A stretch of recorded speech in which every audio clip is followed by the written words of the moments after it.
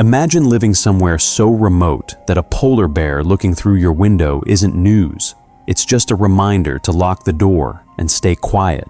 This isn't a documentary exaggeration. It's daily life. Most places on Earth are built to protect people from nature. Chukotka is the opposite. Here, nature sets the rules, and humans negotiate for survival every day. Life in this region isn't shaped by convenience, laws, or schedules.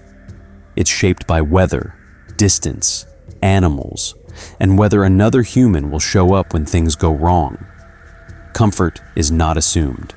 Safety is not guaranteed. Before you continue, answer this honestly. In the comments, could you survive 1 week in a place where help might never arrive? Keep that answer in mind, because everything you're about to see is built around that reality.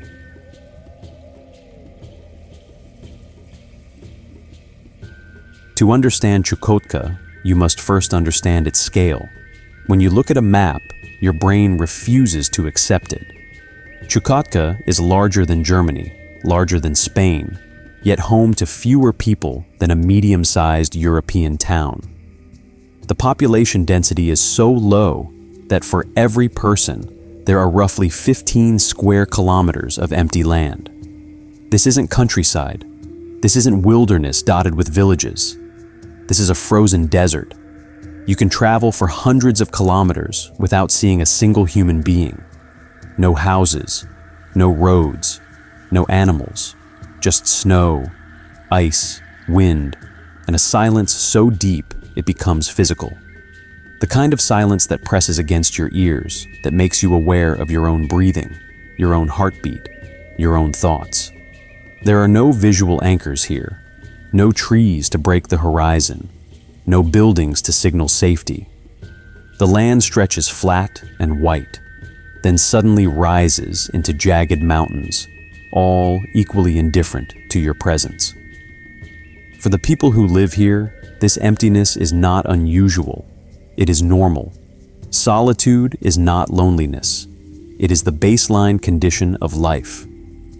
Children grow up understanding distance before they understand crowds. They learn early that help is far away, that mistakes are costly, and that preparation matters more than optimism. Nature is not a backdrop for daily life. It is the dominant force that dictates schedules, behavior, and survival. Time itself feels different. Days blur together during long winters when darkness dominates. In summer, the sun refuses to set, and the land feels exposed, almost raw. There is no gentle transition between seasons. Change arrives suddenly and without negotiation. When storms arrive, everything stops. Flights are canceled without explanation.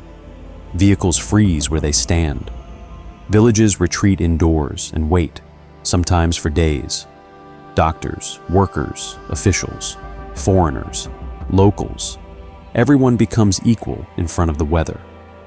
Technology offers no special status. Money provides no leverage. Planning only works until nature decides otherwise. Here, humans don't dominate the environment. They are tolerated by it.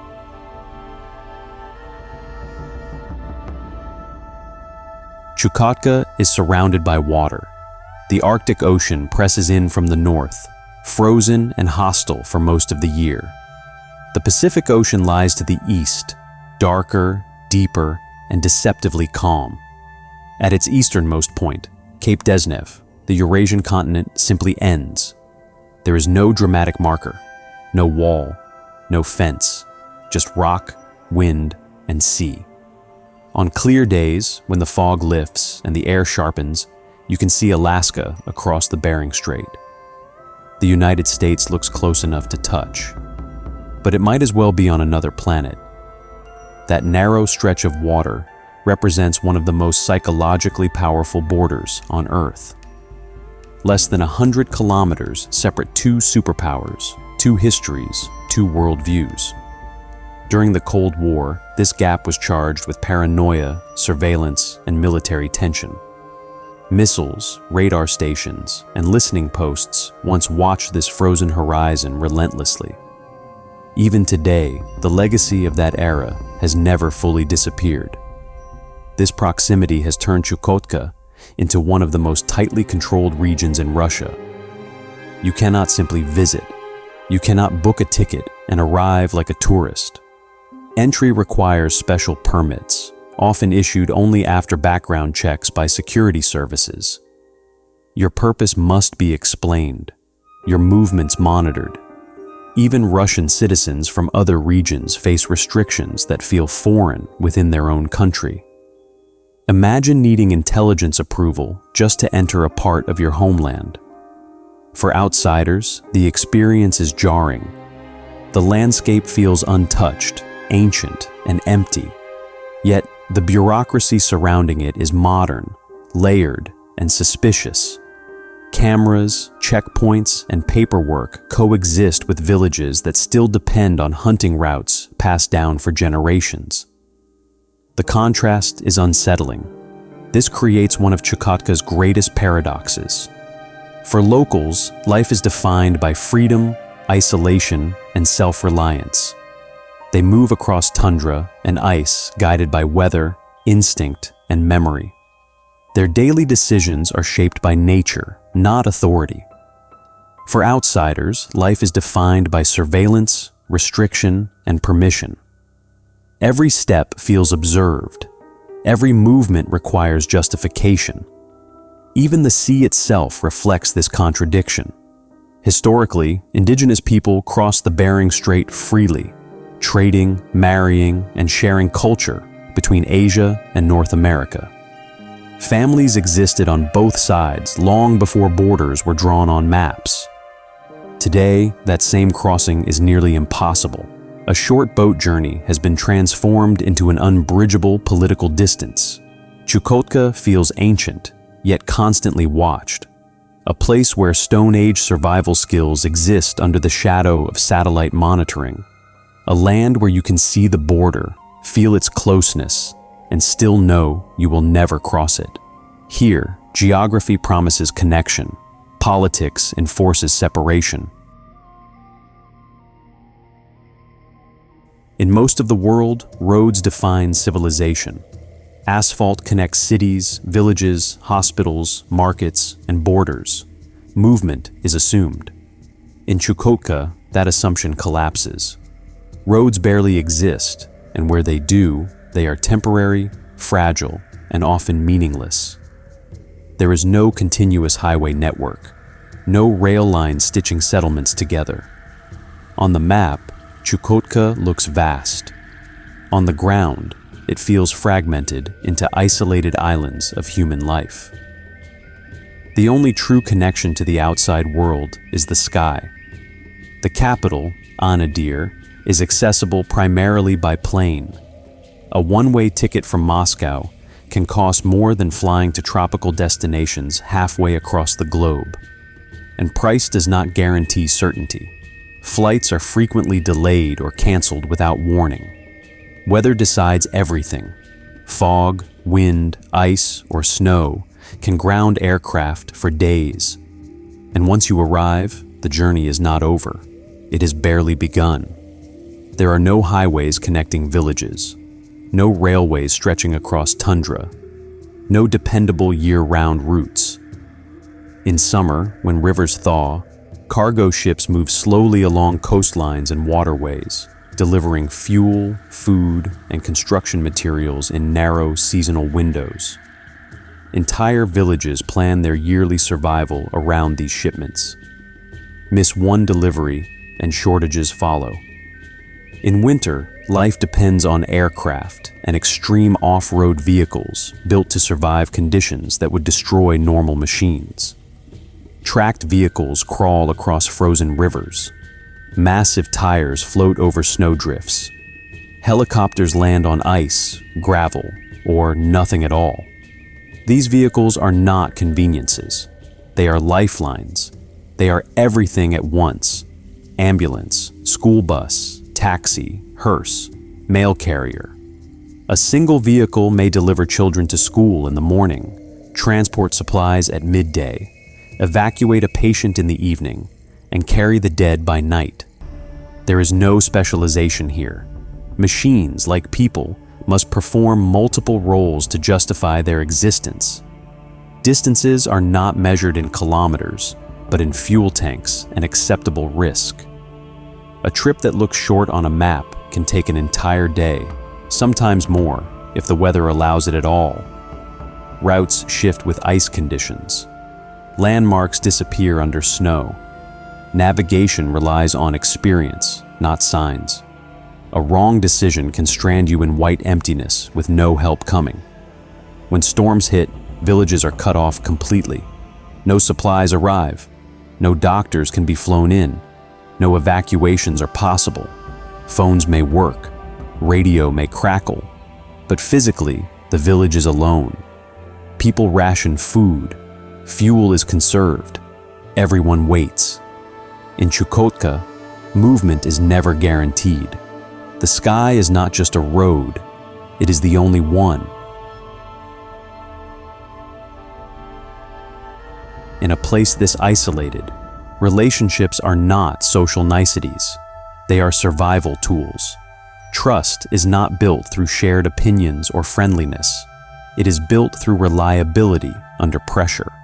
In Chukotka, you do not ask who someone is. You ask whether they will show up when things go wrong. A neighbor living 30 miles away is more valuable than money, authority, or written law. That distance may sound short on a map, but here it can mean hours of travel across ice, snow, and darkness. And yet, that neighbor might be the only human being capable of reaching you in time.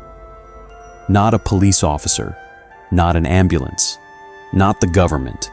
A person with a vehicle, fuel, and the willingness to risk themselves for you.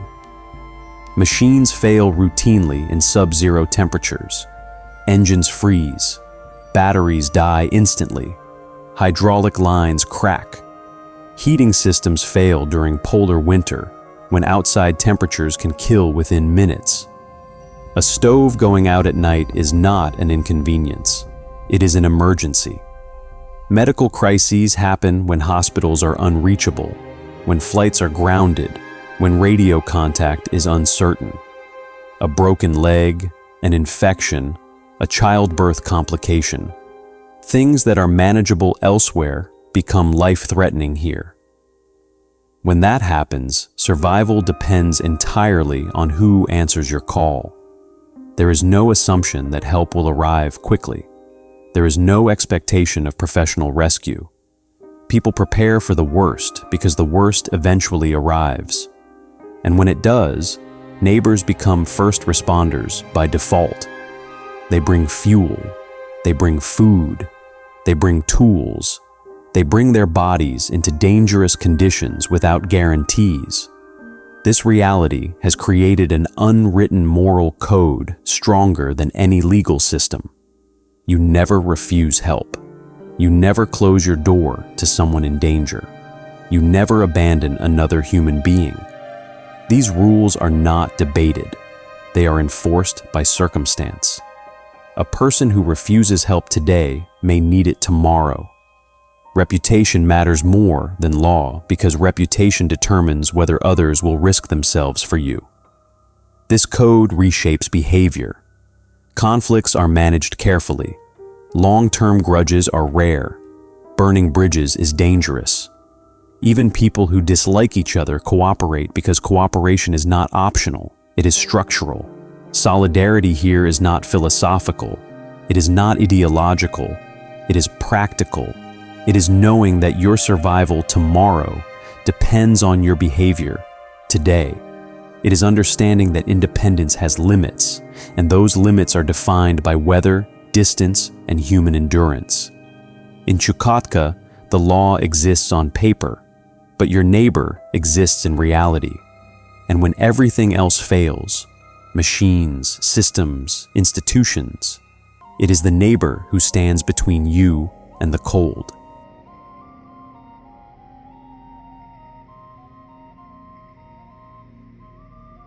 Chukotka is unimaginably rich by global standards. Beneath its frozen surface lie vast reserves of gold, silver, tungsten, mercury, and tin. Some of the largest untapped gold deposits on Earth are buried here, locked under permafrost that has not melted for tens of thousands of years. On paper, this makes Chukotka one of the most resource-rich regions in the world. In economic reports, it appears as a land of staggering potential. History tells a darker story. During Soviet times, these resources were extracted through forced labor. Prisoners were sent north to mine gold in conditions so harsh that survival itself was uncertain. Camps were built where temperatures shattered machinery and human bodies alike. Gold flowed south. Suffering stayed behind. Even today, abandoned mining towns and rusting equipment dot the landscape as reminders that wealth here has always been paid for in human cost. In the modern era, the system looks cleaner but remains extreme. Highly paid workers arrive from across Russia on rotational contracts. They fly in for months at a time, live in isolated compounds, work long shifts in dangerous conditions, then leave with salaries far higher than they could earn elsewhere. It is transactional survival, money in exchange for discomfort, isolation, and risk. Few stay longer than necessary. Almost none settle permanently. And yet, despite all this wealth flowing out of the ground, it barely touches daily life for most locals. Ask a resident of Chukotka what real wealth is, and they will not talk about gold prices or salaries. They will show you their freezer. Underground basements carved directly into permafrost act as natural deep freeze vaults. Inside them are stacked years' worth of food: reindeer meat, seal, fish, whale blubber, berries harvested during short summers. This food is not a luxury. It is insurance. When flights are grounded for weeks, when ships cannot reach the coast, when store shelves empty and supply chains collapse, this freezer keeps families alive. Money cannot replace it. You cannot eat currency. You cannot fly food in when storms close the sky. In those moments, cash becomes symbolic, almost fictional. What matters is calories, fat, protein, and storage. What matters is preparation. A freezer full of meat means independence. It means security. It means survival without permission. That is why no one here measures wealth the way the outside world does. A miner with a high salary but no stored food is fragile. A hunter with a full freezer is powerful. One depends on systems. The other depends on preparation and skill. In Chukotka, billion-dollar resources lie beneath the ice. But true wealth lives underground, in silence, waiting for winter. Among all foods in Chukotka, one stands above the rest: muktuk, whale skin and blubber, dense, chewy, intensely rich in calories and nutrients. To outsiders, it looks primitive.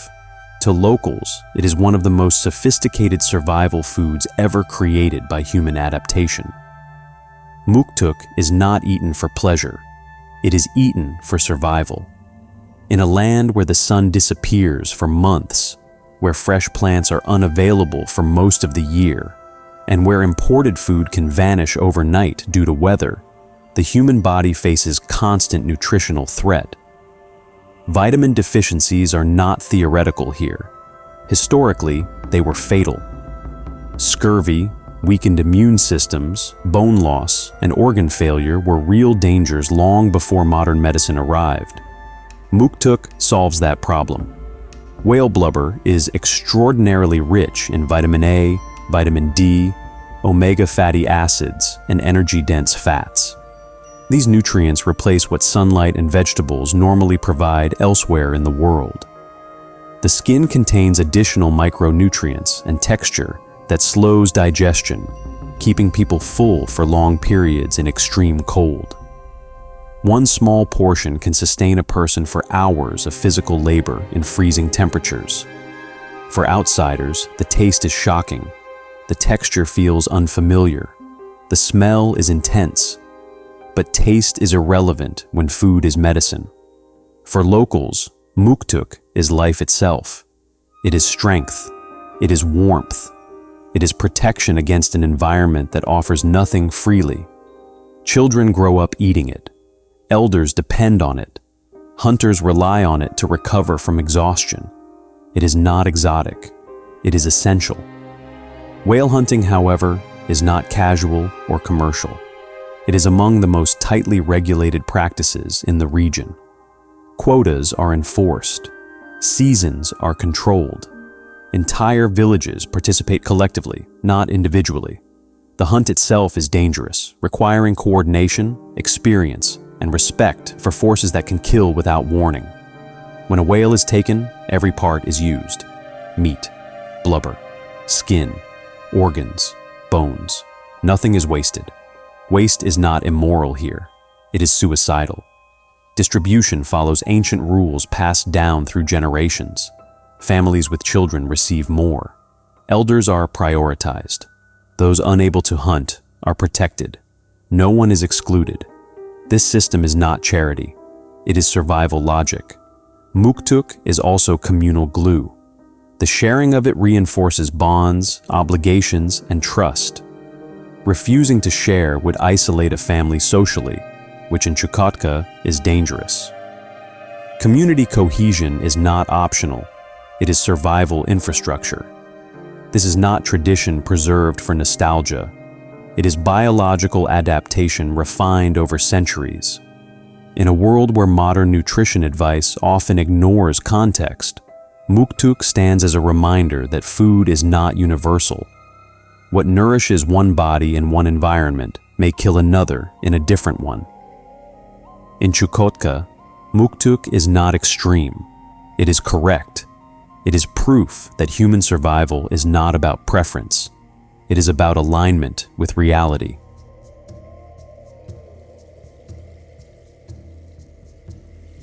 In Chukotka, prices feel unreal because the concept of normal pricing collapses the moment distance, weather, and logistics take control. What feels ordinary elsewhere becomes extraordinary here. Fresh vegetables can cost more than a full restaurant meal in Europe. A single cucumber can equal several hours of wages. Milk, toothpaste, diapers, soap, batteries, items most people buy without thought, are treated like limited resources. The reason is simple and brutal. Nothing grows here at scale. The soil is frozen most of the year. Greenhouses are expensive to heat and fragile in storms.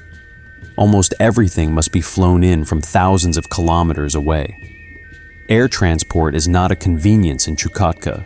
It is a lifeline, and lifelines are expensive. When weather shuts down flights, shelves do not slowly empty. They stop being restocked entirely. Stores do not discount spoiled goods. They simply wait, sometimes for days, sometimes for weeks. People learn not to depend on availability. They depend on preparation.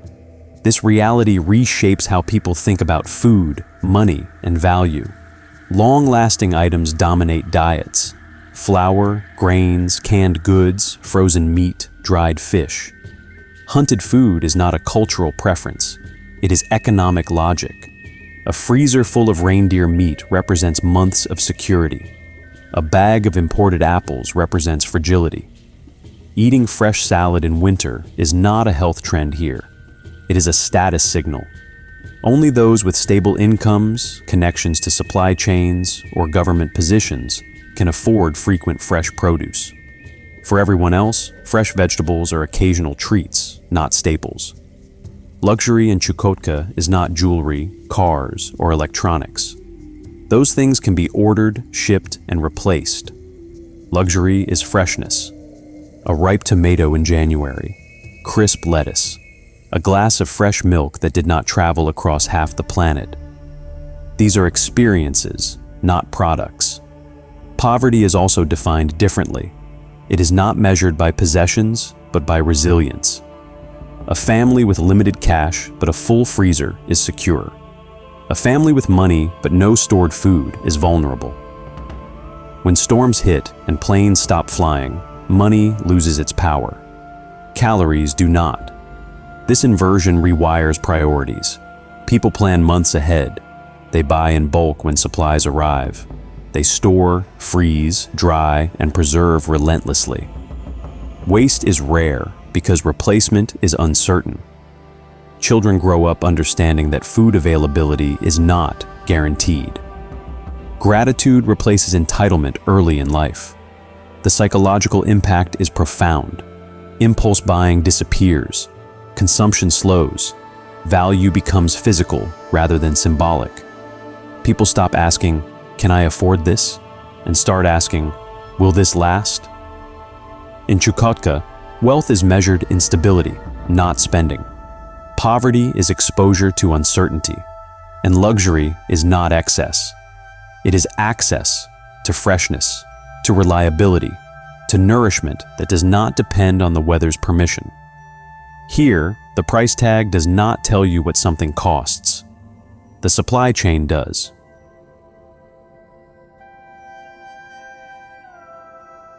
One of the most misunderstood traditions in Chukotka's history is what outsiders often label as group marriage.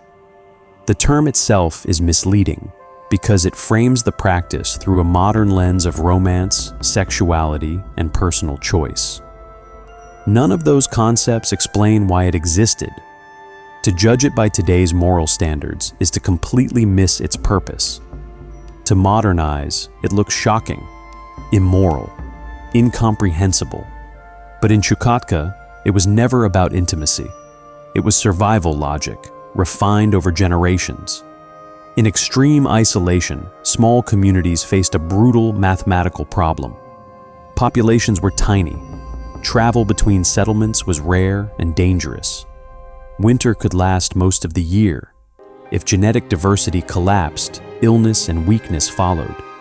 If a skilled hunter died, his family did not just lose a husband or father. They lost heat, food, protection, and transport. In an environment where one mistake could kill everyone, individual family units were too fragile to survive alone. The solution was collective responsibility. Men formed binding pacts with one another. These were not casual arrangements. They were sacred agreements rooted in trust, obligation, and long-term survival. Families became shared units, not emotionally, but structurally. Resources were pooled. Labor was shared. Risk was distributed. If one man died on a hunt, his children did not become orphans. They were absorbed seamlessly into the group. If one household fell into hardship, the burden did not fall on a single widow. It was spread across the community. Children belonged to the group because the group was what kept them alive. Biological parentage mattered less than continuity. Knowledge, skills, and responsibility were passed down collectively. Every adult was accountable for every child's survival, education, and future usefulness to the group. This ensured that no child grew up unsupported, and no adult could abandon responsibility without consequence. Romantic exclusivity, as understood today, was a luxury these communities could not afford. Jealousy, possession, and abandonment were dangerous emotions in a place where cooperation meant life. Obligation replaced desire. Duty replaced preference. Survival replaced individual fulfillment. This system also protected women in ways outsiders rarely acknowledge. Widows were never left alone. Pregnancy did not mean vulnerability. Child-rearing did not fall entirely on one person. In a landscape where childbirth itself was risky and medical care non-existent, collective support was not optional. It was essential. Importantly, these arrangements were governed by strict social rules. They were not chaotic or indulgent. Boundaries were clear. Violations carried severe consequences because breaking trust threatened everyone. This was not freedom, it was structure. As contact with the outside world increased and state systems replaced tribal ones, these practices faded. Schools, healthcare, pensions, and modern law reduced the need for such extreme social adaptation. But the mindset never fully disappeared. Even today, echoes remain. Children are watched by everyone.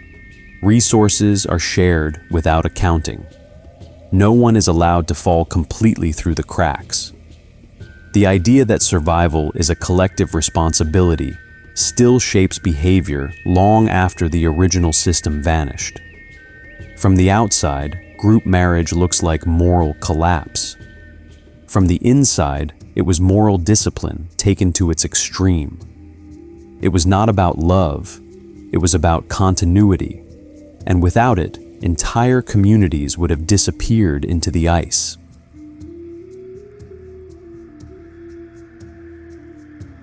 In Chukotka, hospitality is not politeness. It is not a cultural flourish or a moral virtue people are praised for. It is a rule of survival that developed long before written law, emergency services, or social welfare existed. You never refuse shelter. You never refuse food. You never turn away someone in need. Not because you are kind, but because someday that person might be the only thing standing between you and death. To outsiders, this level of openness feels dangerous, even reckless. In most parts of the world, caution is taught early. Do not trust strangers. Protect your resources. Lock your doors. Hospitality is optional and conditional. In Chukotka, those rules do not apply. Locking yourself away from others is not safety. It is isolation, and isolation kills. There is no safety net here. No roadside assistance. No reliable emergency response. No guaranteed rescue when weather turns violent. If your vehicle breaks down in -40 degrees, you do not survive by following rules. You survive because someone opens a door. If a storm traps you far from home, you do not wait for help. You walk until you find light in a window and hope it is answered. That reality shapes behavior in ways that unsettle visitors. People invite strangers inside without hesitation. Food is offered without negotiation. Beds are shared without explanation. Questions come later, if at all. Refusing help is considered strange, even suspicious. Accepting hospitality is not weakness. It is participation in an unwritten contract that everyone understands. This contract is not sentimental. It is transactional in the most serious sense. Help is given without keeping score, because keeping score would slow response. If people paused to calculate who deserved assistance, many would die while decisions were being made. The rule is simple. If someone needs help, you help. The accounting is handled by the future. Hospitality also serves as a form of risk distribution. In a harsh environment, no one is immune to disaster. Fire, illness, mechanical failure, and sudden weather changes do not discriminate. By treating every person as potentially vital to your survival, communities increase their collective resilience. The system only works if everyone participates fully. This mindset extends beyond emergencies. Meals are shared even when supplies are limited. Turning someone away hungry is unthinkable, because hunger today could be your hunger tomorrow. People eat knowing that scarcity might follow, but trust that the system will hold when it does. That trust is stronger than fear. Outsiders often misinterpret this as naive generosity. It is not. It is calculated realism. People here understand risk better than most. They know exactly how fragile life is in this environment. Hospitality is the price paid to reduce that fragility. There is also shame associated with refusing help. Not the shame of weakness, but the shame of breaking the chain. To deny someone shelter is to weaken the system that will one day need to protect you. That kind of selfishness is remembered, and not kindly. Hospitality in Chukotka is not about warmth. It is about continuity. It is not about being good. It is about staying alive.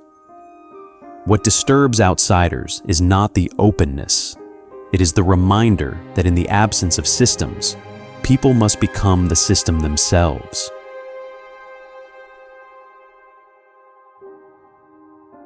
Traditional food in Chukotka often shocks visitors because it violates almost every modern idea about taste, cleanliness, and comfort. Soups made from reindeer stomach contents, moss, and lichens fermented through digestion sound disturbing to anyone raised on supermarkets and refrigeration. To Western sensibilities, it feels repulsive, primitive, even unnecessary. But those reactions come from abundance, not understanding. Nutritionally, these foods are not just sensible, they are brilliant. In the Arctic, the problem has never been hunger alone. It has always been nutrition. Calories can be found in fat and meat, but vitamins cannot. Fresh fruits and vegetables do not grow in permafrost. Sunlight disappears for months. Deficiencies that are rare elsewhere become lethal here. Scurvy, anemia, and immune collapse once wiped out entire expeditions that brought plenty of meat but ignored micronutrients. Indigenous diets evolved to solve this exact problem. Reindeer are the key. They consume mosses, lichens, and tundra plants that humans cannot digest or even safely identify. These plants contain essential vitamins, enzymes, and minerals locked behind cellulose and toxins.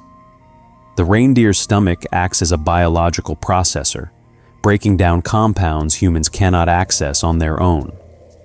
By consuming partially digested stomach contents, people gain nutrients that would otherwise be unreachable. It is not waste. It is advanced biochemistry, refined by centuries of trial, error, and survival. Fermentation plays an equally important role. In extreme cold, fermentation is one of the few ways to preserve food while enhancing nutritional value. Children and injured members to survive even when they cannot hunt. Food here is not personal property in the modern sense. It is a collective resource tied to responsibility. This is why imported foods, when available, are treated cautiously. Fresh fruit is welcomed, but it does not replace traditional diets. Packaged food fills stomachs, but does not sustain health. People who do more than satisfy hunger. In Chukotka, food must fight darkness, cold, and isolation at the same time. And every ingredient on the table has earned its place there through necessity, not preference.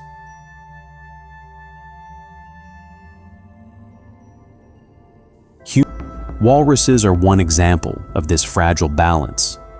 They are massive, social, intelligent animals that provide meat, fat, ivory, and tools essential for coastal communities. Hunting them is not sport. It is calculated risk. Walruses can overturn boats, crush hunters with their weight, and drag people underwater. Every hunt carries the knowledge that someone may not return, and every year some don't. There is no glory attached to these deaths, only acceptance.